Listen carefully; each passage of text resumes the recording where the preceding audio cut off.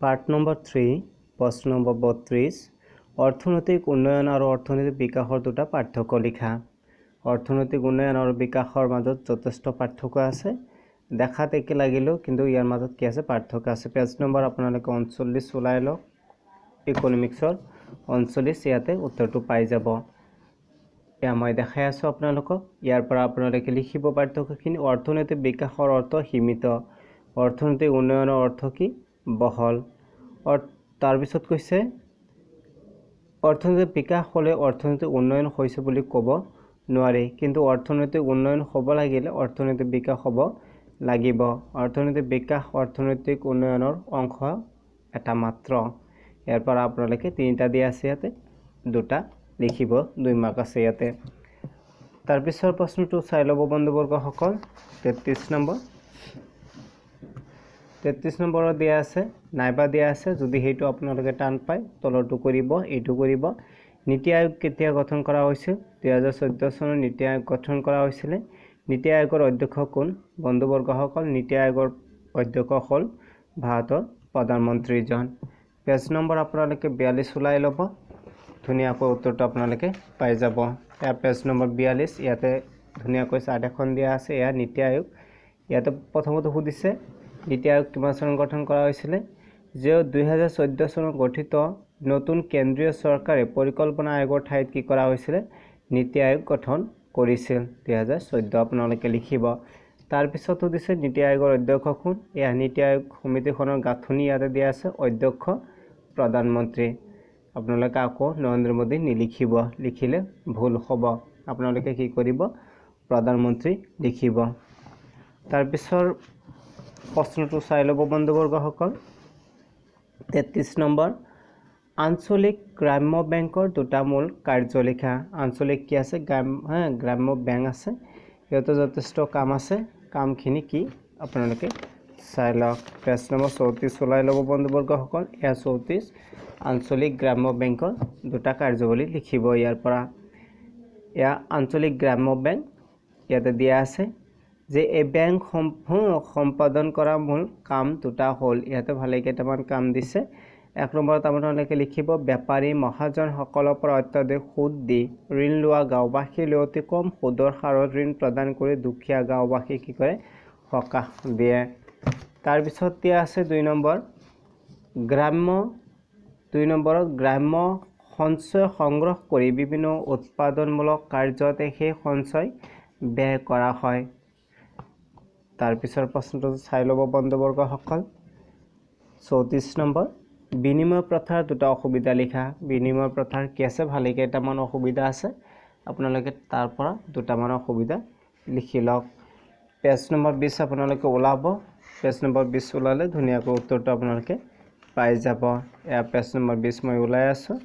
বিনিময় প্ৰথা ইয়াতে দিয়া আছে। বিনিময় প্ৰথাৰ অসুবিধা লিখিব লাগে। চাই লওক বন্ধুবৰ্গসকল। এয়া বিনিময় প্ৰথাৰ কি অসুবিধাসমূহ। ভালে কেইটামান অসুবিধা আছে। 1 নম্বৰ দিয়া আছে সংগতিবিহীন অভাৱ। কোনো এটা বস্তুৰ মাজত যদি সংগতি নাথাকে তেতিয়াহ'লে বিনিময় কৰাটো কি হ'ব? যথেষ্ট অসুবিধা হ'ব। কোনোবাই ল'ব কুঁহিয়াৰ আৰু কোনোবাৰ আছে কি ধান, তেতিয়াহ'লে দুজনৰ মাজত কি নহ'ব? বিনিময় নহ'ব। যদি কোনোবাই কুঁহিয়াৰ বিচাৰে, কোনোবাই যদি আকৌ ধান নিবিচাৰে, তেতিয়া কিন্তু সংগতি নহ'ল, ইয়াতে মিল থাকিব লাগিব। আপুনি যদি ধান বিচাৰে সেইজনে আকৌ কুঁহিয়াৰ বিচাৰিব লাগিব, তেতিয়াহে আদান প্ৰদান কৰা হ'ব। তাৰপিছত আৰু এটা চাই লওক হিচাপ নিকাচৰ উমৈহতীয়া এককৰ অভাৱ। এতিয়া যেনিবা 100 টকা, 10 টকা, 5 টকা, 1000 টকা এনেকুৱা এটা কি আছে? উমৈহতীয়া একক এটা আছে। কিন্তু আগত তেনেকুৱা নাছিলে যে এটা হাতীৰ বিনিময়ত কিমান গৰু দিয়া হ'ব বা ছাগলী দিয়া হ'ব, হাঁহ দিয়া হ'ব, আম দিয়া হ'ব, মধুৰিআম দিয়া হ'ব। এইবিলাকৰ কি আছিলে? যথেষ্ট এটা অসুবিধাজনক এটা হিচাপ আছিল, যাৰ কাৰণে এইটো কি হৈছে? নোহোৱা হৈ গৈছে। বিভাজনীয়তা অসুবিধা, ইয়াতো যথেষ্ট অসুবিধা আছে। বিভাজনীয়তা অসুবিধা বুজিয়ে পাইছে। হাতীৰ বিনিময়ত আপুনি যদি এটা ছাগলী দি কি কৰে? বিনিময় কৰিব বিচাৰে, তেতিয়াহ'লে ছাগলীৰ সলনি হাতীৰ পৰা কি কৰিব লাগিব? অলপ মাংস কাটি দিব লাগিব। যথেষ্ট ইয়াতে অসুবিধা আছে। বিভাজনত কি হ'ব? যথেষ্ট অসুবিধা হ'ব। তাৰপিছৰ প্ৰশ্ন বন্ধুবৰ্গসকল চাই ল'ব। 35 নম্বৰ ৰাষ্ট্ৰসংঘৰ সাধাৰণ সভাই কেতিয়া মানৱ অধিকাৰ ঘোষণাপত্ৰ গ্ৰহণ কৰে মানৱ অধিকাৰ ঘোষণাপত্ৰৰ প্ৰধানতে কি উদ্দেশ্য কি বুলি কৈছে ইয়াতে দুটা উদ্দেশ্য আছে উদ্দেশ্যকেইটা মই আপোনালোকক দেখাই দি আছো পেজ নম্বৰ 16 আপোনালোকে ওলাই ল'ব 16 ওলালে ধুনীয়াকৈ উত্তৰটো আপোনালোকে পাই যাব এয়া পেজ নম্বৰ 16 ইয়াতে দিয়া আছে চাই লওক বন্ধুবৰ্গসকল যে মানৱ অধিকাৰ কি ঘোষণাপত্ৰত ইয়াত লিখা আছে যে ৰাষ্ট্ৰসংঘৰ সাধাৰণ সভাই 1948 চনৰ 10 ডিচেম্বৰ তাৰিখে 48খন সদস্য ৰাষ্ট্ৰ সমৰ্থনৰ মানৱ অধিকাৰ কি কৰা হৈছে ঘোষণাপত্ৰ গ্ৰহণ কৰিছিল তাৰ পিছত কৈছে উদ্দেশ্যৰ কথা সুধিছে যে ইয়াতে মেইন দুটা কি আছে উদ্দেশ্য আছে দুটা উদ্দেশ্য সাধন কৰিছে প্ৰথমটো হ'ল বিশ্বৰ জনগণৰ বাবে প্ৰয়োজনীয় অধিকাৰসমূহ এই ঘোষণাপত্ৰ সন্নিৱিষ্ট হৈছে যিখিনি প্ৰয়োজনীয় অধিকাৰ লাগে সেইখিনি এই ঘোষণাপত্ৰত কি কৰা হৈছে উল্লেখ কৰা হৈছে বুলি ইয়াতে লিখা আছে দ্বিতীয়তে এই ঘোষণাপত্ৰত উল্লেখিত অধিকাৰসমূহক সদস্য ৰাষ্ট্ৰসমূহে কি কৰিব লাগিব স্বীকৃতি দিব লাগিব যিকেইখন কি আছে ইয়াতে স্বাক্ষৰ কৰা সদস্য ৰাষ্ট্ৰ আছে সেই ৰাষ্ট্ৰসমূহে কি কৰিব লাগিব এই অধিকাৰসমূহক স্বীকৃতি প্ৰদান কৰিব লাগিব দিব লাগিব তাৰমানে তাৰ পিছৰ প্ৰশ্নটো চাই ল'ব বন্ধুবৰ্গসকল প্ৰশ্ন নম্বৰ 36 বিশ্ব বাণিজ্য সংস্থাৰ প্ৰধান তিনিখন আইনগত ব্যৱস্থা উল্লেখ কৰা এই প্ৰশ্নটো পাওঁতে অলপ টান লাগে ইয়াতে মই লিখিত আকাৰত লিখি ৰাখিছো আপোনালোকে চাই লিখি ল'ব এক নম্বৰত দিয়া আছে যে বাণিজ্য শুল্ক আৰু অন্যান্য বাধাসমূহ হ্ৰাস কৰিব লাগিব তাৰ পিছত দিয়া আছে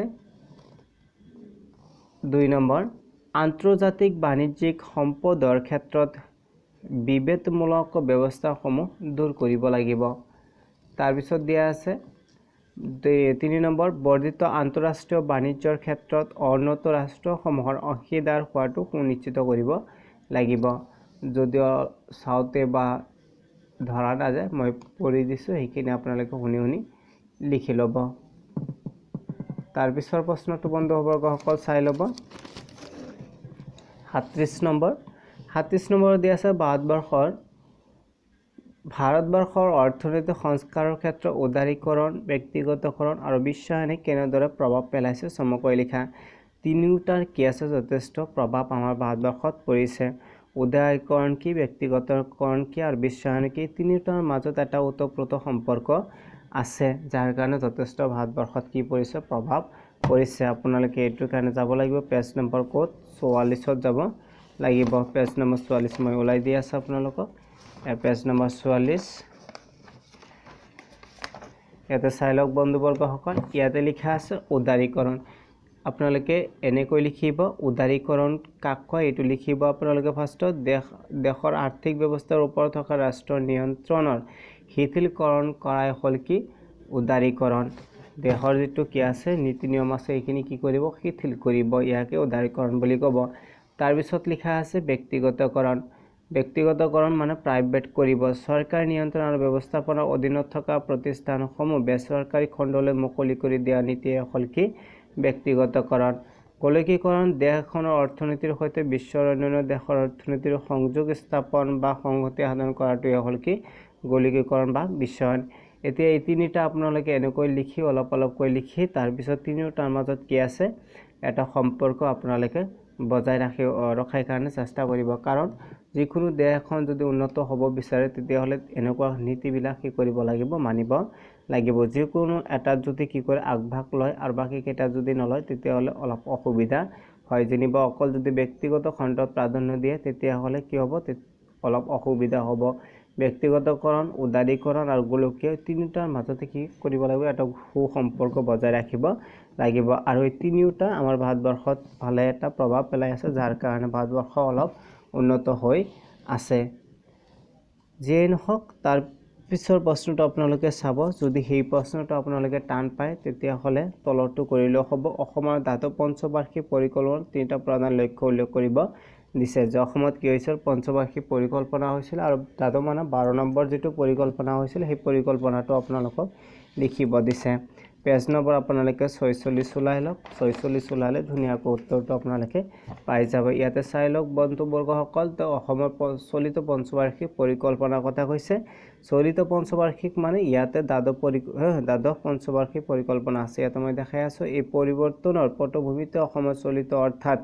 দ্বাদশ পৰিকল্পনাৰ লক্ষ্যসমূহ যে দ্বাদশ পৰিকল্পনা কি আছে যথেষ্ট লক্ষ্য আছে তলত এইখিনি দিয়া আছে এই লক্ষ্যসমূহ আপোনালোকে এটা এটাকৈ চাই লওক ইয়াৰ পৰা লিখিব এক নম্বৰ দেশৰ উন্নত ৰাজ্যসমূহৰ সমপৰ্যায়লৈ আহিবলৈ অহা 2/3 দশকৰ 3টা দশকৰ ভিতৰত অসমৰ উন্নয়নৰ হাৰ কি কৰিব লাগে 10% কি কৰিব লাগে বৃদ্ধি কৰিব লাগে যাতে বাকি কেইটা ৰাজ্যৰ লগত মানে সমানে আগবাঢ়িব পাৰে তাৰ কাৰণে সুযোগ সুবিধা দিব 2 নম্বৰ দৰিদ্ৰতা আৰু অৰ্থনৈতিক বৈষম্য হ্ৰাস কৰাৰ বাবে বিভিন্ন আঁচনি গ্ৰহণ কৰা দৰিদ্ৰতা মানে যাতে ইমান দুখীয়া নাথাকে আৰু বৈষম্যমূলক যেটো অৰ্থনৈতিক নীতি আছে এইবিলাকো যাতে নাথাকে তাৰ কাৰণে কি কৰিব চৰকাৰে চেষ্টা কৰিব 3 নম্বৰ শেহতীয়া প্ৰযুক্তিবিদ্যা আৰু বিজ্ঞানসন্মত ব্যৱস্থাপনাৰ জৰিয়তে বানপানী আৰু গৰাখহনীয়া সমস্যাটো কি কৰিব সমাধান কৰিব এনেকুৱা ভালে কেইটামান আছে বন্ধুবৰ্গসকল আপোনালোকৰ সুবিধা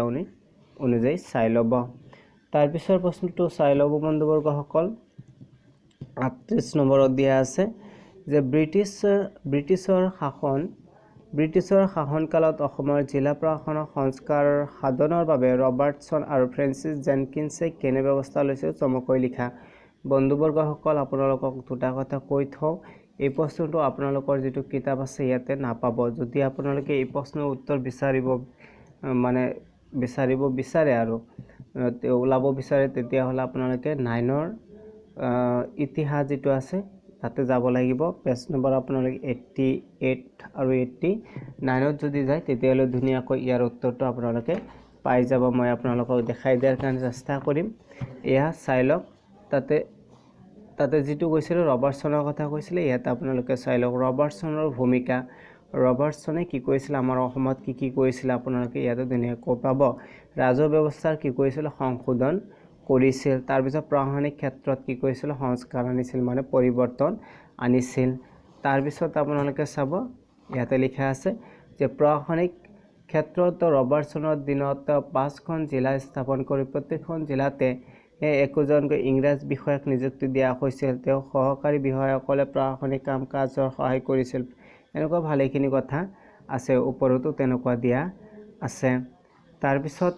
আকৌ কৈছে যে জেনকিন্সৰ বিষয়েও লিখিব দিছে প্ৰশ্নটো বহুত দীঘল দিছে আৰু এইটো আউট অফ সিলেবাসৰ পৰা দিছে যে নহওক উত্তৰটো মই আপোনালোকক দেখাই দিয়াৰ কাৰণে চেষ্টা কৰি আছো মেজৰ জেনকিন্সৰ বিষয়ে যদি চাই আপোনালোকে ইয়াতে পাই যাব তাৰ পিছত ইয়াতে ব্ৰেকেটত কিছুমান দিয়া আছে মেজৰ জেনকিন্সে অসমত বংগদেশৰ আমোলাপ নিযুক্তিৰ বিৰোধিতা কৰিছিল অসমৰ স্থানীয় লোকৰ তেওঁ উন্নতি বিচাৰিছিল এছিয়াটিক সোসাইটি অফ বেংগল নামৰ আলোচনীত তেওঁ অসম সম্বন্ধে এলানি প্ৰবন্ধও কি কৈছিল লিখিছিল আৰু জেনকিন্সৰ কিছুমান কি আছে সংস্কাৰ আছিল সেইবিলাকৰ ৰাজহ ব্যৱস্থাৰ কি সংস্কাৰ তাৰ পিছত আপোনালোকে যদি চাই এফালে আৰু অলপ আছে এইখিনি আপোনালোকে চাই লিখিব পাৰে এফালেও আছে বন্ধুবৰ্গসকল ভিডিঅ'খন চাই থকাৰ বাবে অশেষ ধন্যবাদ জনাইছো আৰু বাকিখিনি এনেকুৱা আছে যদি আপোনালোকে বিচাৰ চাবলৈ প্লেলিষ্টত গৈ চাব পাৰিব